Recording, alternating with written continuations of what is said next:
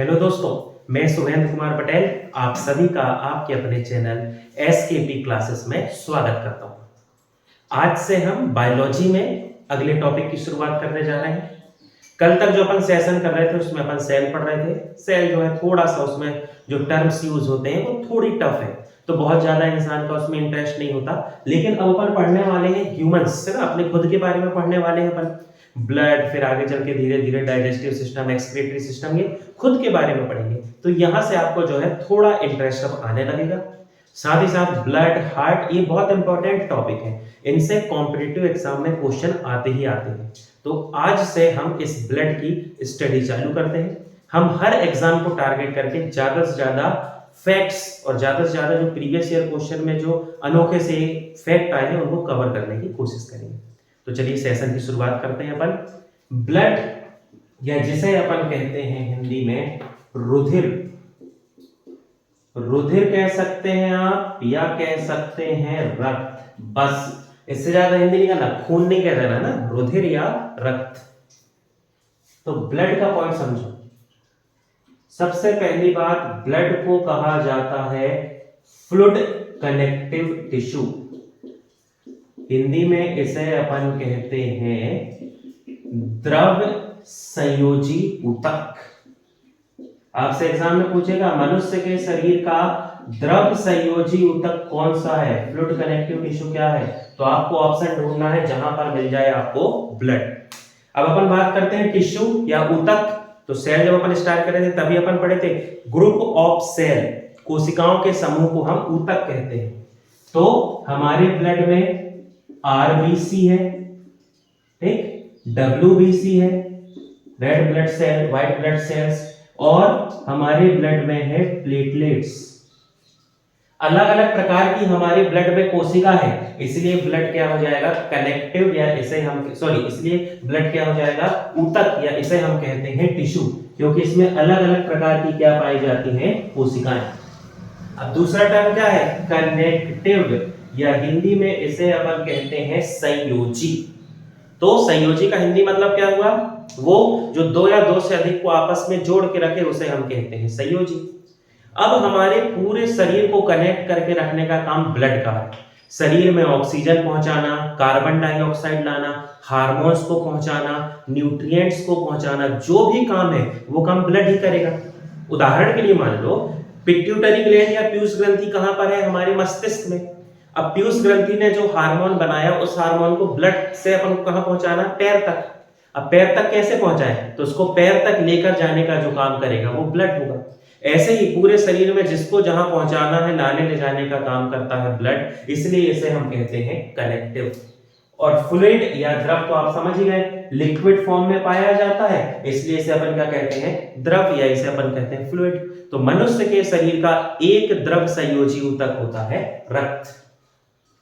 अब यदि हम ब्लड की बात करते हैं, ठीक, स्क्रीनशॉट ले लें इसका, अपन आगे बढ़ते हैं। ठीक, थोड़ा यहां से अपन डिटेल इसकी पढ़ते हैं।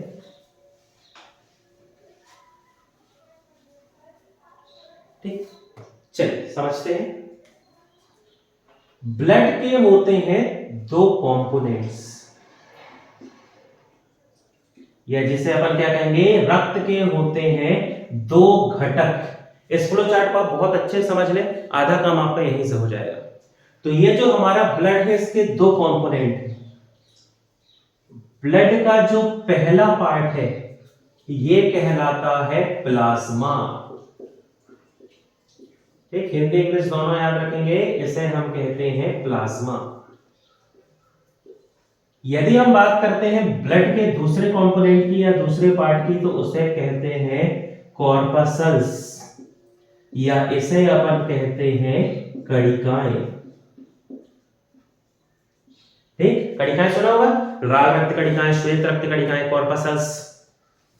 यदि हम ब्लड की बात करते हैं तो ब्लड का 55% होता है प्लाज्मा, और बचा हुआ 45% जो है ये हमारे ब्लड में है कॉर्पसल्स, या इसे हम कहते हैं कणिकाएं। यदि प्लाज्मा की बात की जाए तो इसे कहा जाता है येलो लिक्विड।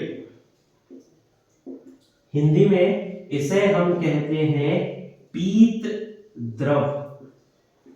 ठीक, आप इसको कैसे महसूस कर सकते हैं? मान लो आपको कहीं पर चोट लगती है, जिस स्थान पर आपको चोट लगी है आपने वहां पर पट्टी बांधी।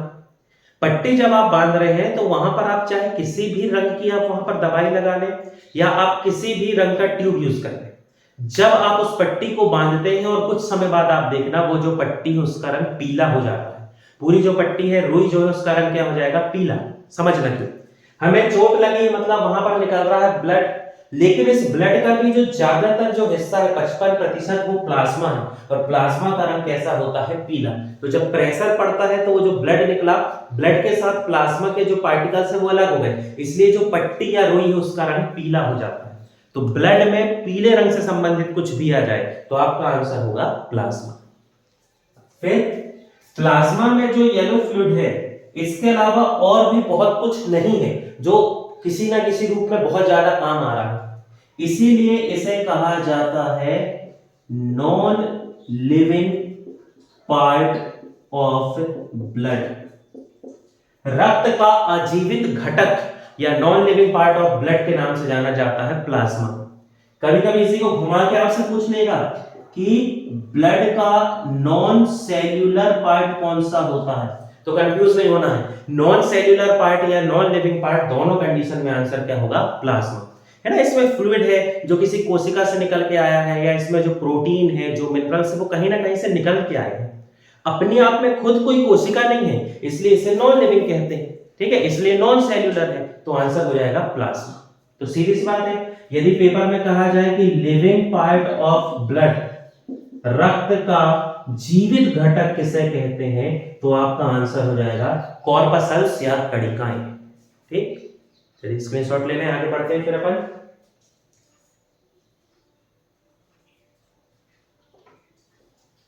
चलिए इस प्लाज्मा की अपन बात करते हैं।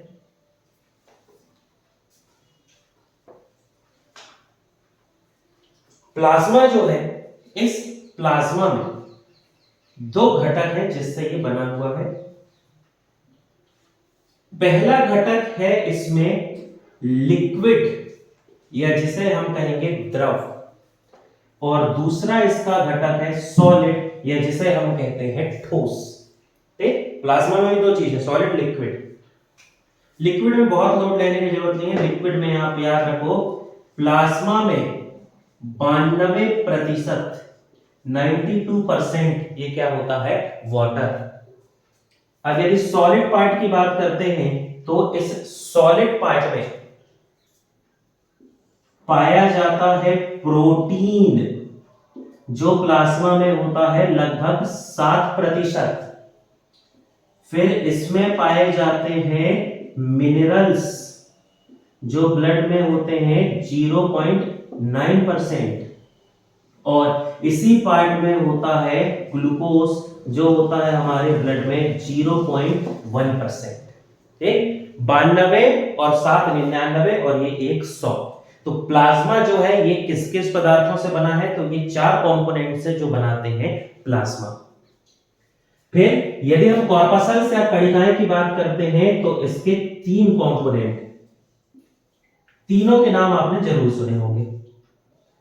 पहला है आरबीसी, रेड ब्लड कॉर्पसल्स, लाल रक्त कणिकाएं। दूसरा इसका पार्ट कहलाता है डब्ल्यूबीसी, व्हाइट ब्लड कॉर्पसल्स, श्वेत रक्त कणिकाएं। और तीसरा जो पार्ट है इसे कहते हैं ब्लड प्लेटलेट्स, या इसे हिंदी में कहते हैं रुधिर पट्टिकाएं। ठीक, अब यदि हम आरबीसी की काम की बात करें तो आरबीसी का काम होता है हमारे पूरे शरीर में ऑक्सीजन और कार्बन डाइऑक्साइड का परिवहन करना, transportation of oxygen and carbon dioxide. जिस भी ऑर्गन को ऑक्सीजन चाहिए वहां पहुंचाना, वहां से कार्बन डाइऑक्साइड लाना, ये काम करता है आरबीसी। डब्ल्यूबीसी का काम होता है ये हमारे इम्यूनिटी सिस्टम को स्ट्रॉन्ग करता है। ठीक है, इम्यूनिटी सिस्टम हिंदी में कहते हैं रोग प्रतिरोधक तंत्र। हमारे शरीर में पाया जाने वाला ऐसा सिस्टम या तंत्र जो हमें बीमारियों से बचाता है या बीमारियों से लड़ने के लिए हमें मजबूत बनाता है, उस सिस्टम या उस तंत्र को हम कहते हैं इम्यूनिटी सिस्टम, है ना। इम्यूनिटी सिस्टम अब आप लोगों के लिए बहुत अजनबी शब्द नहीं है। कोरोना के समय सभी ने कितना ज्यादा इम्यूनिटी सुना होगा कि जिंक खाओ, विटामिन बी कॉम्प्लेक्स लो तो इम्यूनिटी बढ़ जाएगी। इम्यूनिटी एक सिस्टम है जो बीमारी से बचाता है, डिफेंड करता है हमें किससे, इन्फेक्शन से। और ब्लड प्लेटलेट्स, तो ये इनका काम होता है ब्लड क्लॉट करना या रक्त का थक्का जमाना। जब अपन को चोट लगती है तो कुछ समय बाद उस स्थान से ब्लड निकलना बंद हो जाता है। थोड़ी देर तक तो ब्लड निकलता है, पर कुछ समय बाद वहां से ब्लड निकलना बंद हो जाता है। इसे ही हम कहते हैं ब्लड क्लॉटिंग या रक्त का थक्का जमना, जिसमें कौन मदद करेगा, प्लेटलेट्स। अपन प्लाज्मा, आरबीसी, डब्ल्यूबीसी, प्लेटलेट सबको पूरा डिटेल में पढ़ेंगे एक एक करके, लेकिन पहला थोड़ा अपन जो है ब्लड का एक जनरल इंट्रोडक्शन देखेंगे। इसका आप स्क्रीनशॉट लें।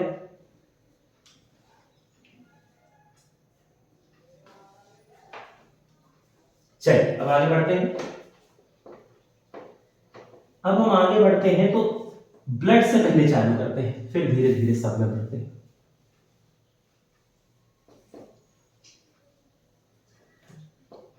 चलिए तो पहले आप समझेंगे, पॉइंट लिखेंगे।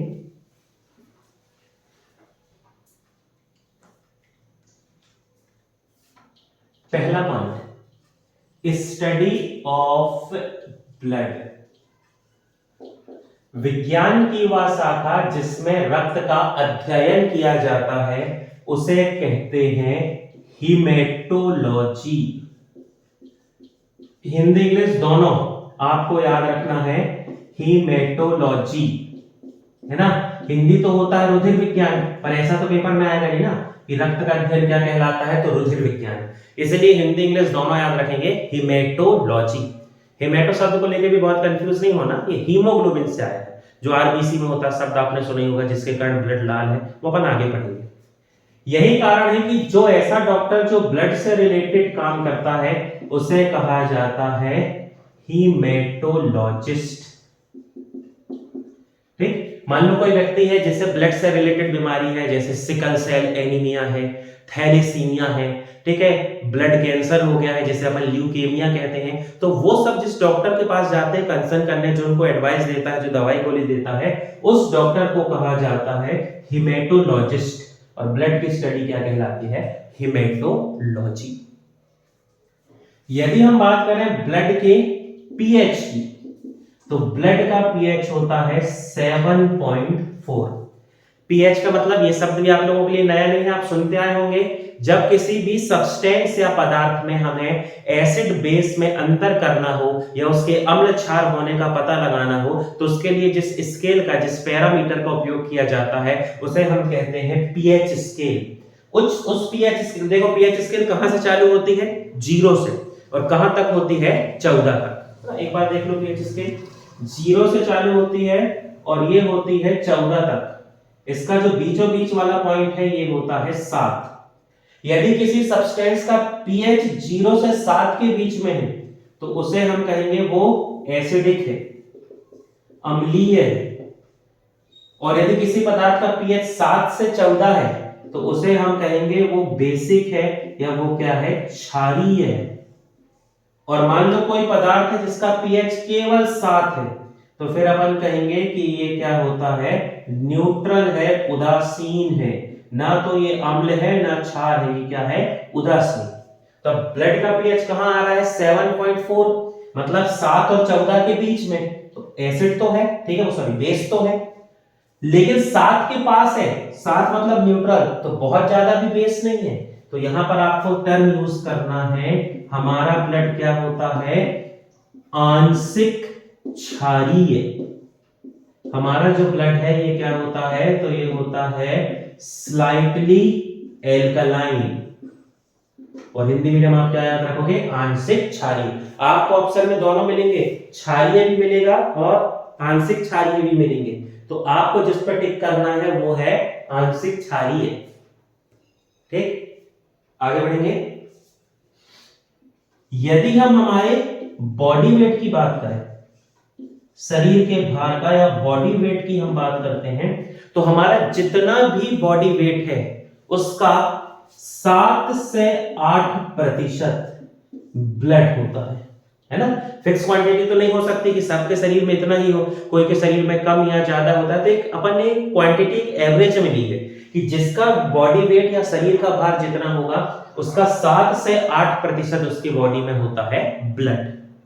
अब ये यदि लीटर में पूछ ले तो आपको फिर टिक करना है कि हमारे शरीर में लगभग 5 से 6 लीटर ब्लड होता है।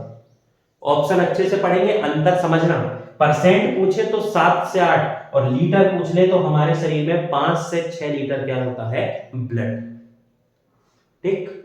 अच्छा, एक पॉइंट और समझो, हीमेटोलॉजी की यदि अपन बात करें तो इस फील्ड में जिन्होंने काम किया है उनका नाम है कार्ल लैंडस्टीनर। ये शब्द भी आप लोगों के लिए नया नहीं होगा। जो भी ब्लड ग्रुप से रिलेटेड जब अपन पढ़ाई करते हैं तो वहां पर कार्ल लैंडस्टीनर का ही नाम चलता है कि कार्ल लैंडस्टीनर पहले साइंटिस्ट थे जिन्होंने क्या किया था, ब्लड ग्रुप के बारे में बताया था। तो कभी आपसे पेपर में पूछ लिया जाए कि फादर ऑफ हेमेटोलॉजी, रुधिर विज्ञान के जनक किसे कहा जाता है, तो उस कंडीशन में आपका आंसर हो जाएगा कार्ल लैंडस्टीनर। कॉम्पिटिटिव एग्जाम के पर्पस से यदि आप देख रहे हैं तो ये ऑप्शन जो है आपको मिलेगा, आप इस पर टिक करेंगे और सही होगा। लेकिन यदि अपन बात करें तो कार्ल लैंडस्टीनर जो है 1900 में आए थे, मतलब ये बहुत बाद के आए थे, जबकि ब्लड के बारे में बहुत पहले 1738, 1739, 1738, 1739 से जानकारी मिलने लगी थी। तो उस समय जो काम करते थे वो एक दूसरे साइंटिस्ट हुआ करते थे। ठीक है, वो जो साइंटिस्ट थे उनका भी आपको कभी कभी नाम मिल जाएगा कि उन्हें हम कहते हैं फादर ऑफ हेमेटोलॉजी, है ना, विलियम शॉमैन ऐसा कुछ उनका नाम था। तो लेकिन कॉम्पिटिटिव फील्ड के पर्पस से आप याद रखेंगे कि फादर ऑफ हेमेटोलॉजी हम कहते हैं कार्ल लैंडस्टीनर को, क्योंकि कार्ल लैंडस्टीनर ने ही बताया है हमें ब्लड ग्रुप के बारे में। ब्लड ग्रुप अपना टॉपिक है, अपन डिटेल में आगे पढ़ेंगे। ठीक, ले ले इसका स्क्रीनशॉट, फिर अपन आगे बढ़े।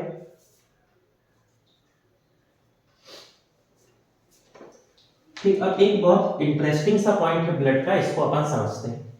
इसमें ब्लड के साथ साथ अपन और एक दो चीजें और समझेंगे, आपको अच्छा लगेगा ये सब सुन के।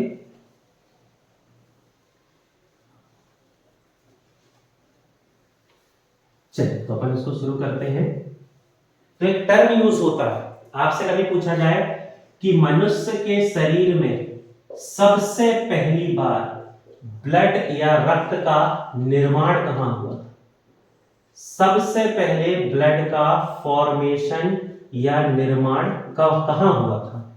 तो उस कंडीशन में अपना आंसर हो जाता है मीजोडर्म। बिल्कुल नहीं घबराना, सरल है, अपन समझेंगे। अभी अभी अपनी कंडीशन अलग है। अभी अपने शरीर में ब्लड कहां बन रहा है? तो वो बन रहा है बोन मैरो में। थोड़ी बहुत बनाने में लीवर भी हेल्प कर रहा है, स्प्लीन हेल्प कर रहा है, लेकिन बन रहा है बोन मैरो, अस्थि मज्जा में। पर ये अपन बात कर रहे हैं जन्म के पहले की, जब सबसे पहले कोई संरचना बनी होगी, भ्रूण की बात कर रहे हैं अपन, एम्ब्रियो की, है ना, कि जब सबसे पहले कोई संरचना बनी होगी, जाइगोट बना होगा, वो बच्चे का रूप लिया होगा, तो सबसे पहले उसके शरीर में ब्लड कहां बना? तो उस कंडीशन में आपका जवाब क्या हो जाएगा? मीजोडर्म। अब ये मीजोडर्म क्या है? मीजो जो टर्म है इसका मतलब होता है मिडिल या बीच, और डर्म तो उम्मीद करता हूं मैं आपने सुना होगा, डर्मेटोलॉजी, त्वचा का अध्ययन, या त्वचा के डॉक्टर को क्या कहते हैं? डर्मेटोलॉजिस्ट। तो डर्म का मतलब क्या है यहां पर? स्किन या त्वचा। समझो, जन्म के पहले जो बच्चा है, इस बच्चे को सुरक्षा प्रदान करने के लिए, इसको प्रोटेक्ट करने के लिए इसके चारों तरफ 3 मेम्ब्रेन, टिश्यू की बनी हुई मेम्ब्रेन होती है, टिश्यू ही ऊतक ही एक प्रकार।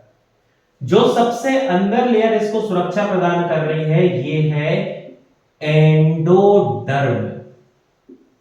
सबसे अंदर वाली है एंडोडर्म। जो बीच वाली लेयर जो इसे सुरक्षा प्रदान कर रही है बीच में है, तो ये क्या कहलाएगी? मीजोडर्म, बीच में है। और सबसे जो आउटर मोस्ट है जो इसको प्रोटेक्ट कर रही है, इसे कहा जाता है एक्टोडर्म।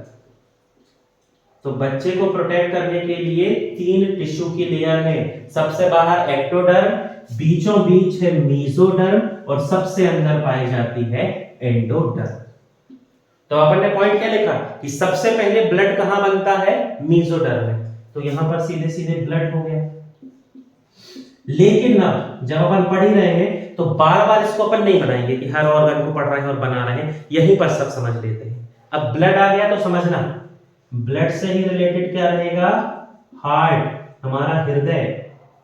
पूरे शरीर में ब्लड को लाने ले जाने का काम कौन करता है, आर्टरी जिसे हम कहते हैं धमनी। और कौन करता है, वेन, या जिसे हम कहते हैं सिरा। फिर हमारे शरीर में जितनी भी मांसपेशियां हैं, मसल्स, हमारे शरीर में हड्डियां जो है बोन्स, ठीक, हमारे शरीर में होते हैं लिगामेंट्स, सुना होगा टेंडन, लिगामेंट। और हमारे शरीर में क्या पाया जाता है, टेंडन। ठीक है, ये सब अपन पढ़ेंगे, बिल्कुल नहीं घबराना। जितने यहां पर शब्द लिखे सबको पढ़ेंगे, डायग्राम बनाएंगे, सबके सब कुछ पढ़ेंगे। तो ये जो भी आ जाए इतना सब कुछ, एक हार्ट या हृदय से संबंधित कुछ भी आ जाए और दूसरा हमारे किससे संबंधित आ जाए, स्केलेटल सिस्टम, कंकाल तंत्र से। तो ये सभी चीजें कहां पर बनी है, हमारे मेसोडर्म में। ठीक, फिर अब यदि हम बात करें एंडोडर्म की, तो एंडोडर्म में क्या क्या बना है, तो जैसे हमारे किडनी, लीवर, यदि हम बात करें हमारे फेफड़े की तो लंग्स, ठीक, हमारी इंटेस्टाइन या जिसे हम कहते हैं आंत, ठीक, हमारे शरीर में क्या होता है, अग्नाशय जिसे हम कहते हैं पेनक्रियास, गॉल ब्लैडर, पित्ताशय, शरीर में पाई जाने वाली जितनी भी ग्रंथियां हैं, ग्लैंड्स, वो सभी कहां पर बनती हैं, एंडोडर्म में। अब आ जाए आप लोग कहां, एक्टोडर्म। एक्टोडर्म से बनते हैं हमारे बाल, हमारे नाखून, हमारी त्वचा और हमारा नर्वस सिस्टम, या जिसे हम कहते हैं तंत्रिका तंत्र। याद रखिए, आप रेलवे का मॉक टेस्ट लगा लो, रेलवे के प्रीवियस ईयर के क्वेश्चन पेपर उठा के देख लो, ऐसा हो ही नहीं सकता कि इन तीनों से आपको क्वेश्चन ना देखने को मिले। इसलिए इसको अच्छे समझेंगे। एक्टोडर्म जो है ये क्या क्या बना दिया, इसने बनाया हमारे बाल, नाखून, हमारी त्वचा, ये बहुत अच्छे से याद रखेंगे। और यहीं पर बनता है हमारा नर्वस सिस्टम, या जिसे हम कहते हैं तंत्रिका तंत्र। ठीक, ये एक सामान्य हो गया। लेकिन इसमें चीजें आपसे घुमा के पूछेंगे, आप मेंटली प्रिपेयर्ड रहें। अब मान लो आपसे पूछ ले कि हमारे शरीर में ब्रेन कहां बनता है, मस्तिष्क कहां बनता है, यही आपके ऑप्शन है, एक्टोडर्म, एंडोडर्म, मेसोडर्म। अब यहां तो अपन ब्रेन लिखे नहीं है ना, खबरा नहीं आना। ब्रेन का मतलब क्या है, ब्रेन किसका पार्ट होता है, नर्वस सिस्टम, तंत्रिका तंत्र।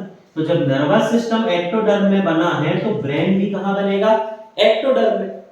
अब जब ब्रेन याद कर रहे हो तो उसी के साथ याद कर लो स्पाइनल कॉर्ड, या जिसे हम कहते हैं मेरुरज्जु।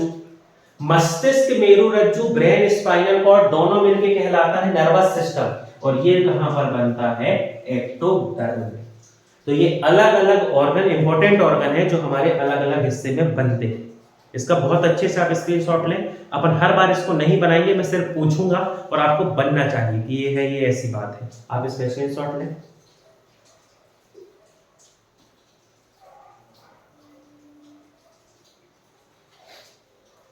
चलिए अब अपन आगे बढ़ेंगे इस श्रृंखला में। अब अपन धीरे धीरे करके एक एक चीज को पढ़ना चालू करेंगे। ठीक, तो अपन ने क्या शुरुआत में अपन ने पढ़ा कि ब्लड के 2 पार्ट होते हैं, 2 कंपोनेंट्स हैं जिन्होंने ब्लड को बनाया है। एक है प्लाज्मा, दूसरा है कॉर्पसल्स। तो अपन एक एक करके पढ़ना चालू करेंगे। तो सबसे पहले अपन पढ़ते हैं प्लाज्मा। प्लाज्मा पूरा अपन डिटेल में पढ़ लेंगे, उसके बाद अपन चालू करेंगे कॉर्पसल्स।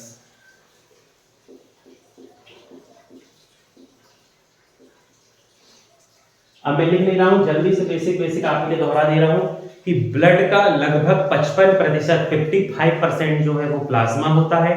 येलो लिक्विड, पीत द्रव जो होता है वो प्लाज्मा होता है। और इसे non living part of the blood, रक्त का आजीवित घटक कहते हैं, क्योंकि ये नॉन सेल्यूलर है, इसमें कोशिका जैसा कुछ नहीं होता। ठीक, तो मैं वो लिख नहीं रहा हूं, आप समझ गए। अब अपन स्टार्ट करते हैं। अपन ने क्या कहा कि प्लाज्मा में कौन कौन से कंपोनेंट्स हैं।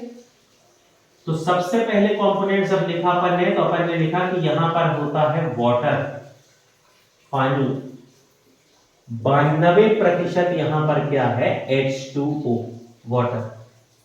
ठीक, अब वाटर तो होगा ही, क्योंकि वाटर जो है एक क्या है, यूनिवर्सल सॉल्वेंट है, सार्वत्रिक विलायक, तो उसी में तो सब घुला हुआ है, तो ब्लड तो 92% है। फिर दूसरा हमने क्या कहा कि यहां पर क्या होता है, प्रोटीन। 7% यहां पर क्या पाया जाता है, प्रोटीन। अब प्रोटीन अपन को यहां से समझना है, ठीक, बहुत अच्छे से। अब जो यहां पर टर्म आएंगे हम बहुत ज्यादा यूज नहीं करते हैं, तो थोड़ी टफ होते हैं, बहुत नहीं, थोड़ी, तो पेशेंस के साथ अच्छे से सुने, अपन सबको एक एक करके पढ़ते हैं। प्रोटीन में जो पहला प्रोटीन है उसका नाम है एल्बुमिन। एल्बुमिन, ठीक। दूसरा जो प्रोटीन पाया जाता है इसका नाम है ग्लोब्यूलिन। इस प्रोटीन को कहते हैं ग्लोब्यूलिन। पहले मैं नाम लिख रहा हूं, फिर अपन काम समझते हैं। हमारे ब्लड में होता है प्रोथ्रोम्बिन। प्रोटीन का नाम है प्रोथ्रोम्बिन। बिल्कुल घबराना नहीं, धीरे धीरे पढ़ेंगे अपन सब।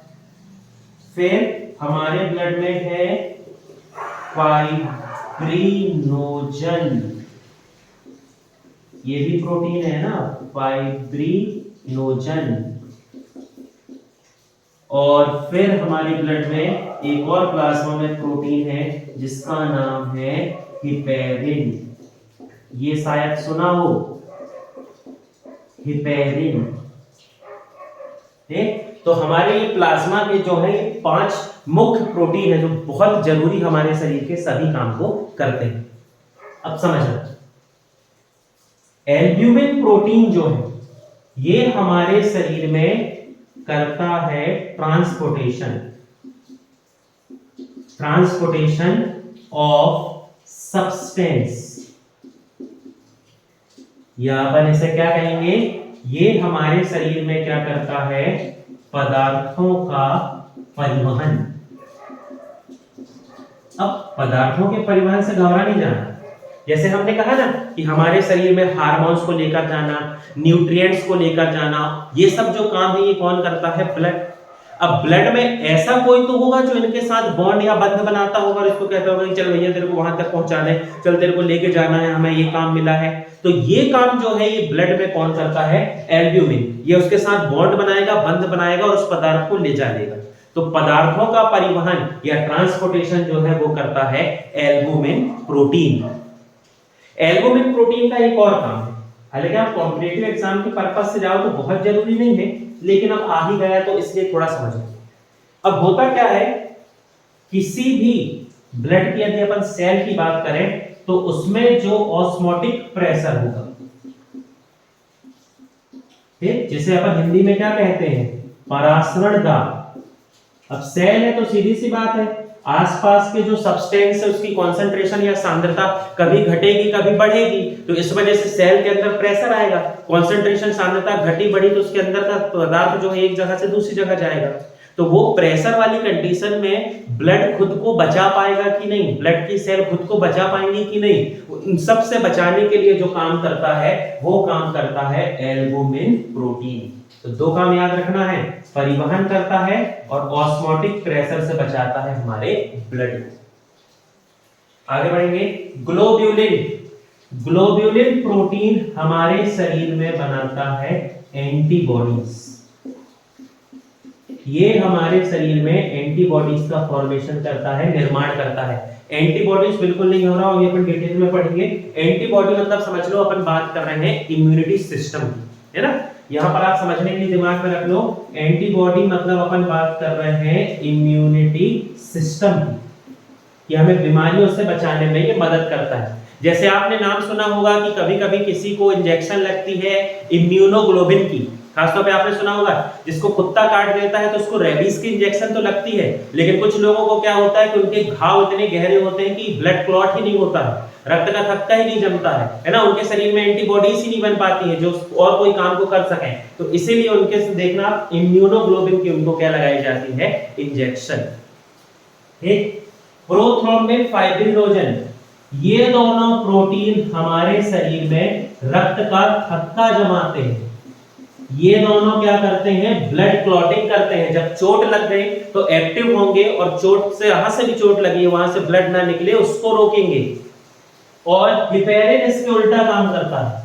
हिपेरिन कैसे उल्टा काम करता है, हिपेरिन शरीर के अंदर, यहां पॉइंट समझेंगे, इनसाइड द बॉडी, शरीर के अंदर ब्लड क्लॉटिंग को रोकता है। हमारे शरीर के अंदर जो रक्त का थक्का जमता है, ब्लड क्लॉटिंग होती है, उसे रोकने का काम या ब्लड क्लॉटिंग को रोकना है तो वो काम कौन करता है, हिपेरिन। जबकि प्रोथ्रोम्बिन और फाइब्रिनोजन दोनों क्या कर रहे हैं, रक्त का थक्का जमा रहे हैं। अब यहाँ थोड़ा विरोधाभास हो गया कि ये क्या बात हुई, वहीं पर वो जमा रहे हैं वहीं पर वो विरोध कर रहे हैं, तो समझ क्या होता है। जब अपन को चोट लगी, जैसे ही अपन को चोट लगी ब्लड बाहर निकला, ब्लड आया हवा के संपर्क में, और जैसे ही रक्त हवा के संपर्क में आता है तो क्या होगा कि, सॉरी दोस्तों थोड़ा टेक्निकल इशू हो गया था, इस वजह से थोड़ा हल्का सा पॉज है, चलिए आगे बढ़ते हैं। यदि अपन बात करते हैं प्रोथ्रोम्बिन और फाइब्रिनोजन प्रोटीन की, तो इन दोनों का काम है रक्त का थक्का जमाना, जबकि हम बात करते हैं जिसकी, हिपेरिन की, तो इसका काम है शरीर के अंदर रक्त का थक्का जमने से रोकना। गड़बड़ हो गया ना ये दोनों चीजें, एक जमा रहा है एक रोक रहा है, तो समझना डिसाइड कैसे होगा। जब अपन को चोट लगी, चोट लगने से ब्लड बाहर आया, जैसे ही ब्लड बाहर निकला वो हवा के संपर्क में आया, और हवा के संपर्क में आते ही एक्टिव हो जाता है कौन, प्रोथ्रोम्बिन और फाइब्रिनोजन। वो समझ गए भैया हमारा काम हो गया, हवा लग गई है हमें, ये दोनों एक्टिव हो जाएंगे और ये क्या करने लगेंगे, रक्त का थक्का जमाने लगेंगे। और जैसे ही ब्लड से हवा टकराती है, हिपेरिन जो है ये इनएक्टिव हो जाता है, निष्क्रिय हो जाता है। वो जान जाता है कि भैया अब हमें काम नहीं करना है, अगले को चोट लग गई है, अब रक्त का थक्का जमेगा, तो कौन काम करेगा, प्रोथ्रोम्बिन फाइब्रिनोजन, और हिपेरिन काम करना बंद कर देगा। इसका सबसे अच्छा उदाहरण मैं आपको बताऊं, आप कभी भी डॉक्टर के पास जाएंगे, जब डॉक्टर आपको इंजेक्शन लगाता है तो आप देखना डॉक्टर इंजेक्शन में दवाई लेने के बाद उसको ऐसे ऐसे मारता है, ध्यान दिया आपने, और अपन को लगाने के पहले थोड़ी सी दवाई बाहर निकालता है, वो यही कंफर्म करता है, ऐसे पीट के वो एयर बबल्स जो हवा के बुलबुले उनको तोड़ता है, और ऐसी इंजेक्शन से लिक्विड निकालता है ताकि बची हुई हवा भी निकल जाए। कारण वही है कि वो मान लो इंजेक्शन उसने लगा दिया और उस इंजेक्शन में एयर बबल्स हैं, तो एयर बबल्स हवा अंदर चले जाएगी, और हवा किसको एक्टिव कर देगी, प्रोथ्रोम्बिन और फाइब्रिनोजन को, तो अंदर क्या हो जाएगा, रक्त का थक्का जम जाएगा, और जैसे ही हवा के संपर्क में आएंगे तो हिपेरिन भी काम करने बंद कर देगा, जो शरीर के अंदर ब्लड क्लॉटिंग रोकता है, तो शरीर के अंदर रक्त का थक्का जम जाएगा।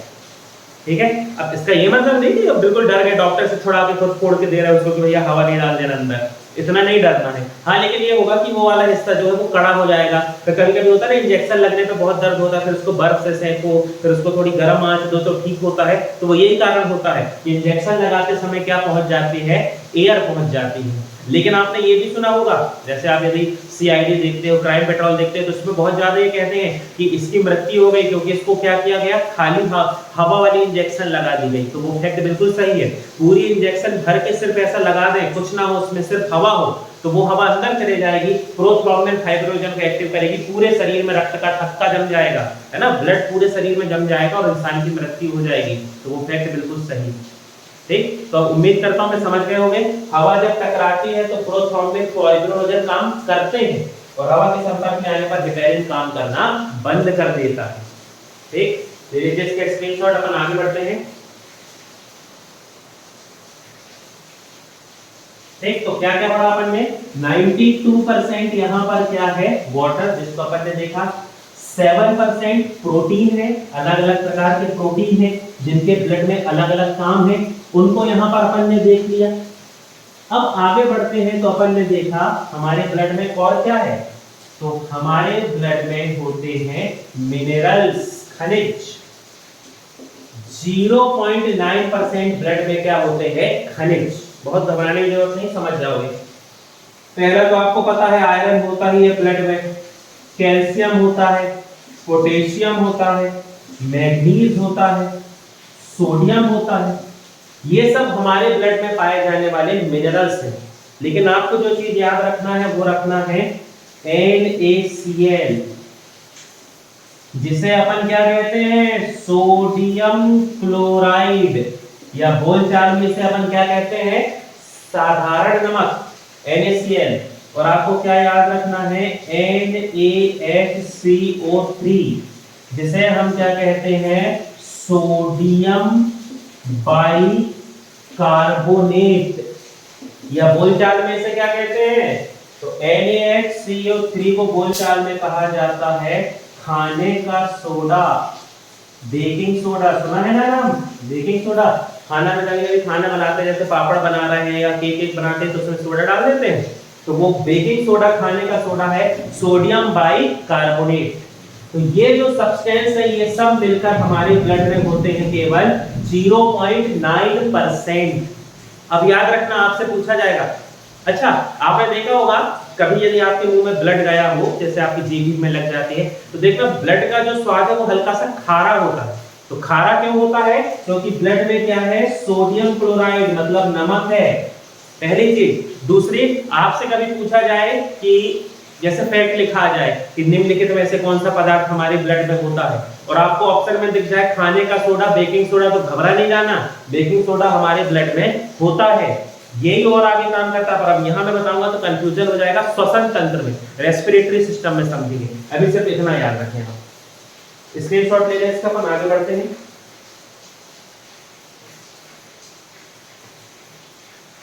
ठीक, फिर अगला सब्सटेंस या अगला पदार्थ अपन क्या देखे थे, फ्लो चार्ट याद करो। 92% जल, 7% प्रोटीन, 0.9 मिनरल्स, और फिर क्या होता है, ग्लूकोज 0.1%, C6H12O6 0.1% कम है, उसी को यूज कर रहे हैं, रेस्पिरेशन हो रहा है, एनर्जी मिल रही है। देख लो इतना कम होता है, इसलिए थोड़ा भी ग्लूकोज बढ़ा तो उसको अपन कहने लगते हैं डायबिटीज, मधुमेह। घर की भाषा में कहते हैं शुगर बढ़ गई, तो जो सबसे कम है वो क्या होता है, ग्लूकोज। तो इस प्रकार से ये सब मिलाकर हमारे प्लाज्मा में कितने होते हैं, 100%। प्लाज्मा यहाँ पर समाप्त नहीं हुआ है, प्लाज्मा में अभी बहुत इंटरेस्टिंग चीजें बन गई है, एंटीजन, एंटीबॉडी, प्लाज्मा का काम क्या है, ये सब अपन पढ़ेंगे। ठीक, आज की वीडियो में इतना ही। आप हमारे चैनल से जुड़े रहें ताकि आपको और जानकारी मिलती रहे कि कब कब कौन सी वीडियो आ रही है। और वीडियो की ये ब्लड की हमने श्रृंखला चालू कर दी है, अब ये चलती रहेगी।